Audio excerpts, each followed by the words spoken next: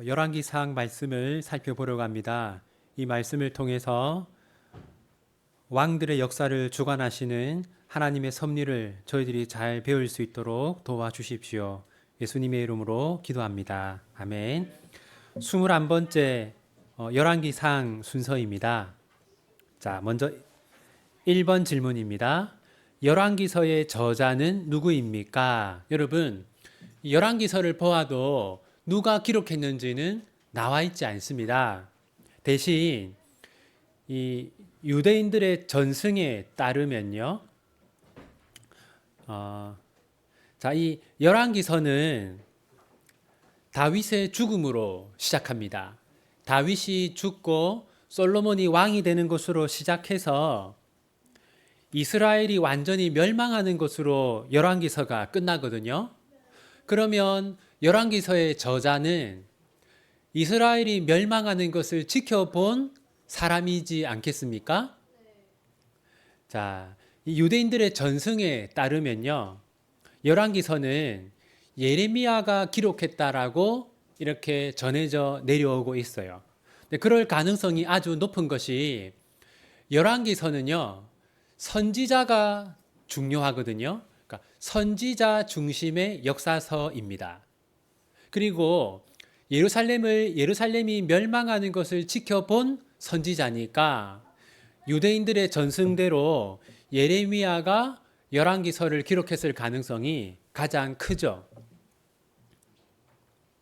두 번째, 열왕기서는 원래 어떻게 구성되어 있었습니까? 우리 성경은 열왕기상, 열왕기하 두 권으로 되어 있잖아요. 그런데 원래는 이렇게 한 권이었습니다. 여러 번 말씀드렸듯이 70인역이라고 해서 히브리어 성경을 헬라어 성경으로 옮겨 적었는데 히브리어를 헬라어로 옮기면 분량이 어떻게 된다고요? 네, 거의 2배 가까이 늘어납니다. 그래서 상하로 나누었어요. 세 번째, 열왕기서의 핵심 내용을 정리해 봅시다. 여러분, 열왕기서에서 중요한 주제가 3가지가 있습니다. 첫 번째는 솔로몬. 열왕기상은요, 거의 절반 정도가 솔로몬에 대한 이야기입니다. 그러니까 열왕기상은 솔로몬이 중요하다 이렇게 볼 수 있고, 자, 그러니까 솔로몬이 성전을 짓는 이야기, 이게 거의 전반부 대부분의 내용을 차지합니다. 두 번째는 뭐냐면요, 이스라엘이 남북으로 분단되는 거. 그래서 남유다, 북이스라엘 이렇게 나누어지잖아요. 화면을 보시면, 자, 이 두 사람 중에서 누가 솔로몬의 아들일까요? 저는 예전에 신학생 때 성경 시험 칠 때 솔로몬이니까 르호보암이다, 리얼로 연결해서 이렇게 외웠거든요. 그래서 솔로몬의 아들이 르호보암입니다. 네, 그래서 솔로몬의 아들 르호보암은 유다 한 지파를 얻었고, 그 다음에 여로보암은 나머지 지파를 다 얻었어요. 그런데 스룹바벨 지파가 있는데요, 이 스룹바벨 지파는 유다 지파에 흡수되었습니다. 그래서 이제 실제로는 유다 지파 하나지만 2개인 것이죠. 그래서 남쪽에 2개, 북쪽에 10개. 그래서 여러분, 남유다와 북이스라엘로 나눠졌는데 잠시 후 살펴보겠지만 저렇게 나누어지게 된 것은 솔로몬의 우상 숭배 때문이었습니다. 3번, 엘리야와 엘리사. 여러분, 이제 열왕기서의 주인공은 이 두 사람이다라고 보시면 돼요. 열왕기상의 주인공은 엘리야, 열왕기하의 주인공은 엘리사입니다. 여러분, 이제 열왕기서니까 왕들의 역사 아닙니까? 그런데 이때 왕들이 신실했을까요? 아니면 타락했을까요? 타락했습니다. 그럼 누가 찾아가서 이 경고했겠어요? 선지자들이 찾아가서 경고했죠. 그래서 제일 많이 등장하는 선지자가 엘리야와 엘리사입니다. 그래서 이 두 사람이 열왕기서의 주인공이다. 그렇게 보시면 돼요. 자, 여러분, 엘리야는 무엇으로 유명합니까? 죽지 않고 불마차를 타고 하늘로 올라간 사람으로 유명하죠. 열왕기상의 배경과 주제 4번. 자, 우선 열왕기상의 배경은요, 여러분, 이 열왕기서는 이스라엘이 멸망한 다음에 기록한 성경입니다. 이스라엘이 멸망한 다음에. 그러니까 열왕기서의 중심 주제는 뭐냐면요. 왜 이스라엘이 멸망했는가? 그거를 설명하는 것이 이 열왕기서의 핵심 주제입니다.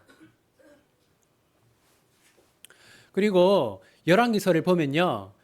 이스라엘이 멸망한 이유가 뭐냐면 하나님이 선지자를 통해서 하나님의 말씀을 전해주셨는데 그 말씀에 불순종했기 때문에 이스라엘이 멸망했다라는 것이 열왕기서의 핵심이에요. 5번. 아도니아가 자발적으로 왕의 자리에 오르자 다윗은 무엇을 명령합니까? 여러분, 자, 다윗에게는 아들이 많았는데 그 아들들이 대부분 일찍 죽었어요.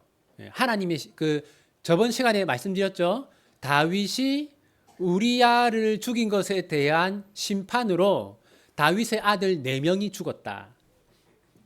그리고 살아남아 있는 아들들 중에서 제일 장자가 누구였냐면 아도니아였습니다. 여러분, 그런데 하나님은 누구를 왕으로 세우라고 하셨을까요? 솔로몬. 그런데 자, 아도니아가 형일까요? 솔로몬이 형일까요? 아도니아가 형입니다. 그러니까 아도니아는 기분이 안 좋은 거예요. 왜 내가 형인데 하나님은 동생을 왕으로 세우시나? 그래서 아도니아가 반란을 일으킵니다. 자기가 왕이 되려고.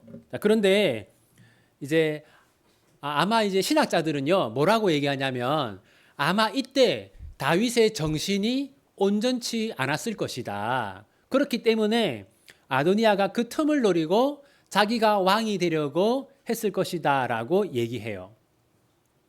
근데 이제 이때 아마도 하나님이 다윗에게 은혜를 베푸셔서 잠시 동안 다윗이 이렇게 온전한 정신을 가지게 되었던 것 같습니다. 그래서 다윗이 이 아도니아가 반란을 꾀하는 것을 알고 누구를 왕으로 세우라고 해요? 네, 하나님이 말씀하신 대로 솔로몬을 왕으로 세우라고 하죠. 나중에 아도니아는 이 일로 인해서 결국은 죽임을 당하게 됩니다. 6번, 다윗의 유언.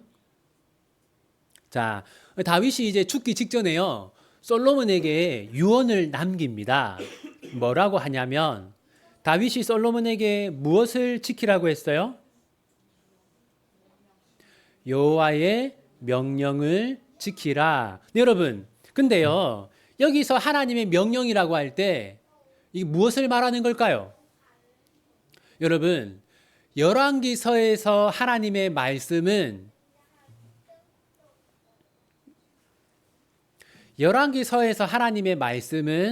선지자의 말씀을 의미합니다.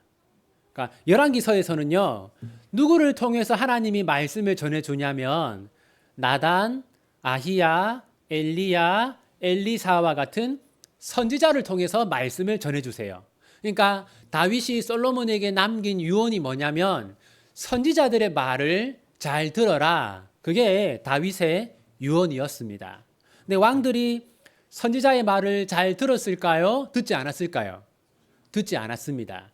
그것 때문에 이스라엘이 멸망한 거죠. 7번. 솔로몬은 1000번제 후에 하나님께 무엇을 요청합니까? 우선 여러분, 솔로몬의 1000번제 잘 알죠? 제가 거쳐온 몇몇 교회는요, 1000번제 헌금이라는 걸 내도록 했어요. 우리 어른 세대는 다 아시죠? 이게 이제 1000일 동안 매일 헌금을 내는 그런 건데, 근데 우선 여러분 여기서 이 1000 번제는요 해석이 두 개가 있어요. 1000일 동안 번제를 드렸다. 두 번째 해석은 1000마리의 제물을 드렸다인데 둘 중에 뭘까요? 네, 2번입니다. 왜냐하면 우선 예루살렘이랑요 이때 성막이 있던 곳은 거리가 멀어요. 그럼 솔로몬이 1000일 동안 번제를 드리려면 약 3년 동안 예루살렘을 벗어나 있어야 되잖아요. 말이 안 되는 것이죠. 그래서 솔로몬의 1000 번제는요 1000일 동안 제물을 바친 게 아니라 한 번에 1000마리의 제물을 바친 것이다. 그렇게 보아야 합니다. 자, 그리고 여러분 이제 솔로몬이 하나님께 1000마리의 그 제물을 바쳤는데 그게 하나님 보시기에 좋았어요. 하나님이 솔로몬에게 너의 소원을 하나 말하라 라고 합니다. 여러분 같으면 그때 뭐라고 하겠어요? 100억을 주세요. 그러지 않겠습니까? 솔로몬이 뭐라고 했어요? 네. 솔로몬이 뭐라고 했냐면 이때는요 중요한 재판은 왕이 했습니다. 그래서 솔로몬이 하나님께 재판을 잘할 수 있는 지혜를 주십시오 라고 했어요. 그래서 여러분 중요한 아주 유명한 재판이 있죠. 자, 그렇죠. 이제 여자 2명이 찾아와서 서로 자기 아들이라고 우기는 그 사건이 있잖아요. 이때 솔로몬이 뭐라고 합니까? 이 아기를 어떻게 해라? 네, 반으로 잘라서 나눠줘라 라고 하니까 진짜 엄마는 어떻게 했어요? 네, 가슴이 찢어져서 그냥 살리는 대신 저 여자에게 주라 라고 해서 진짜 엄마가 누구인지 이제 찾게 되잖아요. 이게 다 하나님이 주신 지혜로 이렇게 된 것이죠. 우리 친구들도 우리 친구들 국어, 영어, 수학 공부하다 보면 어렵잖아요. 그죠? 하나님께 꼭 지혜를 달라고 하십시오. 8번. 솔로몬의 재판을 통해 백성들은 무엇을 알게 됩니까? 자, 여러분. 자, 이 솔로몬이 재판하는 걸 보니까 너무 대단한 거예요. 그러니까 사람들이 저 지혜는 누구에게서 온 것이다? 네, 하나님에게서 온 것이다. 하나님의 지혜다. 라는 걸 알게 됩니다. 9번. 이제 솔로몬이 본격적으로 성전을 건축하는데요. 중요한 게 있습니다.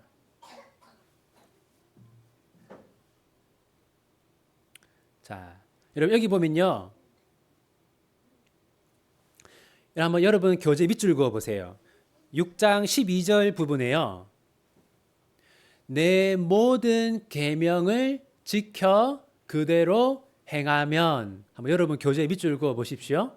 내 모든 계명을 지켜 그대로 행하면, 하나님이 성전을 지으라고 하면서요 또 하나 하나님이 조건으로 단 게 있습니다. 그게 뭐냐면 계명을 지켜라.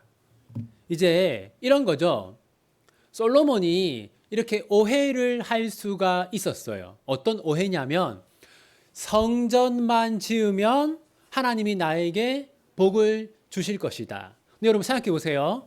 성전은 크게 지었는데 하나님의 계명을 어기면 하나님이 복을 주시겠습니까? 그렇지 않겠죠. 그래서 하나님은 성전을 짓는 게 중요한 게 아니고 성전을 지은 다음에 계명을 다 지키는 게 중요하다. 그렇게 하나님이 말씀하셨어요. 10번. 성전이 성막을 대체할 수 있는 이유는 무엇입니까? 여러분, 자, 이제 지금까지는요, 사람들이 성막에서 제사를 드렸거든요. 근데 이제 솔로몬 때부터는 성전에서 제사를 드립니다. 그러면 이게 무엇에 근거한 것인가? 여러분, 이제 앞에 열왕기상 8장 20절을 보면요. 이제 여호와께서 말씀하신 대로 이루시도다. 무슨 말이냐면 예루살렘의 성전을 건축하는 것이 이미 하나님이 예전에 말씀하신 것이다라는 겁니다. 자, 같이 한번 읽어보겠습니다. 시작.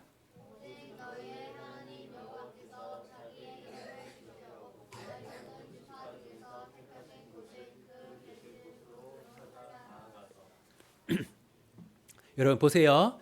이 본문이 어느 성경입니까? 신명기죠. 신명기는 가나안 땅에 들어가기 전입니까? 들어간 후입니까? 네, 들어가기 전. 가나안 땅에 들어가기 전에 하나님이 뭐라고 했냐면 그 12지파의 땅 중에서 어느 한 군데를 하나님이 정하실 것이다. 정하실 것이다. 그러니까 하나님이 어느 한 장소를 예배의 장소로 하나님이 정할 거다라고 했어요. 이때는 몰랐지만 시간이 지난 다음에 여기가 어디라는 걸 알게 됐어요. 하나님 여호와께서 자기의 이름을 두시려고 한 장소가 어디입니까? 예루살렘. 그러니까 예루살렘의 성전을 짓는 것은 오래전부터 계획된 하나님의 뜻이라는 것이죠.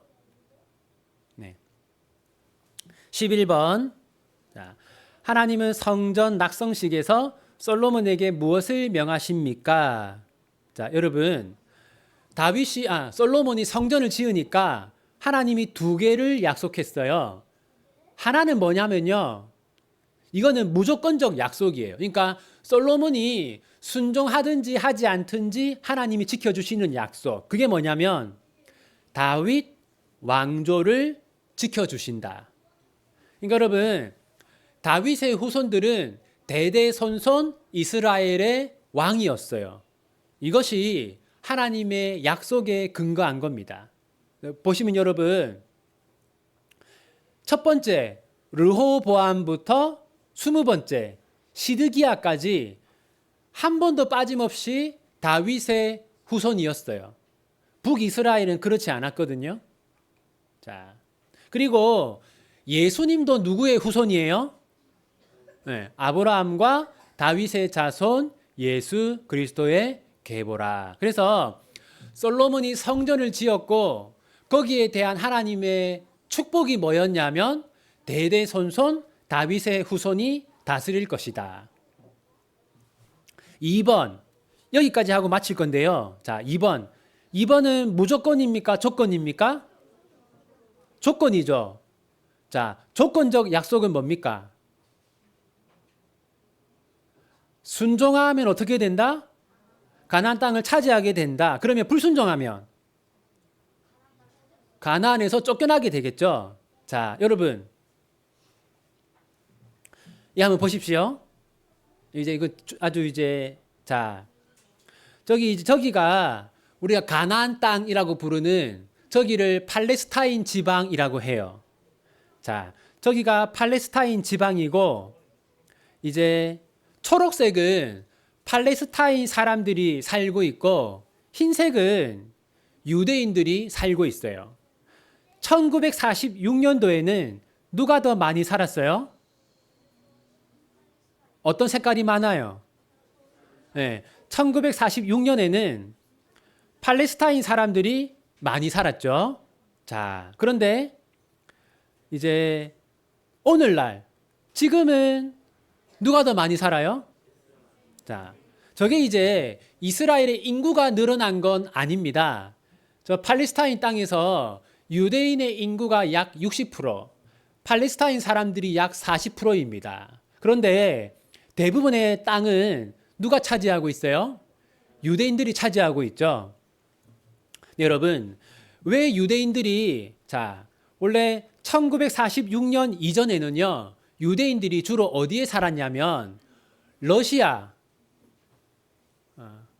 러시아라든지 동유럽에 많이 살았어요. 러시아와 미국, 동유럽에 많이 살았어요. 그런데 1946년도 저 때부터 유대인들이 막 저기로 들어오기 시작했어요. 그리고 저기 살고 있던 팔레스타인 사람들을 강제로 총으로 쏴 죽이거나 불도저로 마을을 밀어버리거나 하면서 팔레스타인 사람들을 쫓아냈어요. 근데 그렇게 한 이유가 뭐였을까요? 자, 뭐라고 했냐면 그 사람들이 이렇게 얘기했어요. 첫 번째는 하나님이 아브라함에게 가나안 땅을 주셨다. 근데 유대인은 아브라함의 후손이다. 그러니까 우리는 이 가나안 땅을 차지할 자격이 있다라고 지금 유대인들이 주장하는데 그것은 성경적이지 않습니다. 왜냐하면 첫 번째, 여러분 그 아브라함의 후손은 지금 유대인들이 아닙니다.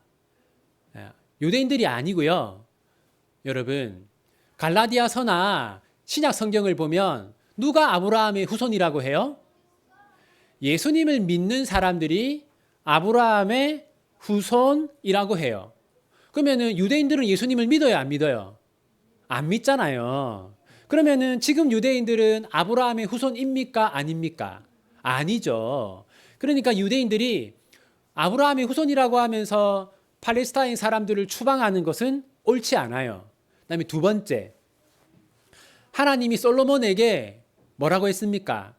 계명에 순종하면 가나안 땅을 차지할 수 있고 계명에 불순종하면 가나안에서 쫓겨난다라고 했잖아요.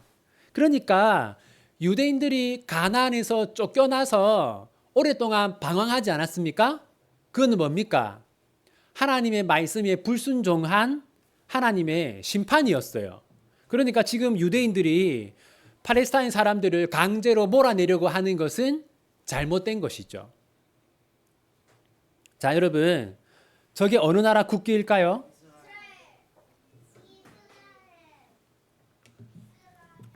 그러면 지금 저기는 이스라엘일까요? 대한민국일까요? 저기는 대한민국입니다. 그럼 대한민국 사람이 이스라엘 국기는 왜 들고 있을까요?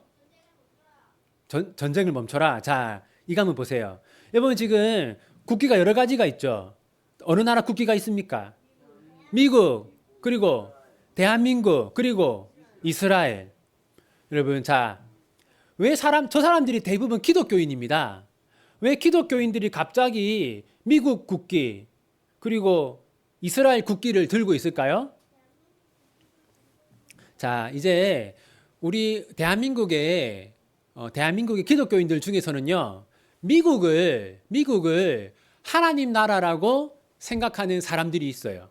왜냐하면 이제 미국에서 선교사들이 우리나라에 복음을 전하러 많이 왔고, 그 다음에 6.25 때 미국이 우리나라에 도움을 줬기 때문에 미국이 하나님의 나라다. 근데 여러분, 그렇게 생각하면 안 되겠죠, 그죠? 하나님의 나라는 어느 특정 나라가 하나님의 나라가 될 수 없거든요. 그리고 두 번째, 또 어떤 사람들은 이스라엘이 하나님의 나라라고 생각해요. 그러니까 이스라엘이랑 팔레스타인이랑 전쟁을 하면 하나님 나라와 세상 나라가 싸운다라고 생각해요. 근데 그렇지 않습니다. 여러분, 지금 이스라엘 사람들은 예수님을 믿을까요, 안 믿을까요? 99%는 믿지 않습니다. 네, 믿지 않아요. 그러니까 저기는 신천지, 여호와의 증인, 몰몬교 이런 똑같은 이단입니다. 이단. 그런데 그걸 보면서 하나님의 나라라고 하는 것은 옳지 않죠. 여러분, 구약 성경에 나오는 이스라엘이랑 지금 이스라엘이랑 같습니까? 다릅니까? 다릅니다. 네, 여러분, 지금은 누가 이스라엘이냐면 예수님을 믿는 자들이 새 이스라엘이에요. 그러니까 저런 식으로 막 하는 것은 여러분 올바르지 않습니다. 네, 오늘 여기까지 하고 마치겠습니다. 기도하겠습니다. 하나님 아버지, 다윗은 솔로몬에게 하나님의 말씀을 잘 들어야 한다는 유언을 남겼습니다. 우리 비전교회의 부모들도 자녀들에게 하나님 말씀을 잘 지켜 순종하라는 그런 메시지를 삶으로 또 때로는 음성으로 잘 전달할 수 있도록 도와주시고, 우리 비전교회 자녀들도 부모의 신앙을 본받아 평생 동안 신실하게 예수님을 잘 믿고 따를 수 있도록 도와주십시오. 하나님, 오늘날 하나님 나라에 대해서 오해하는 사람들이 많습니다. 현대 이스라엘을 하나님의 나라라고 생각하기도 합니다. 하나님의 나라는 여기 있다 또는 저기 있다고 할 수 없고 예수님을 믿는 신자들이 있는 곳이 바로 하나님의 나라입니다. 우리 비전교회 성도들이 이 땅에서 우리가 있는 곳에서 하나님의 나라를 잘 세워나갈 수 있도록 도와주십시오. 예수님의 이름으로 기도합니다. 아멘.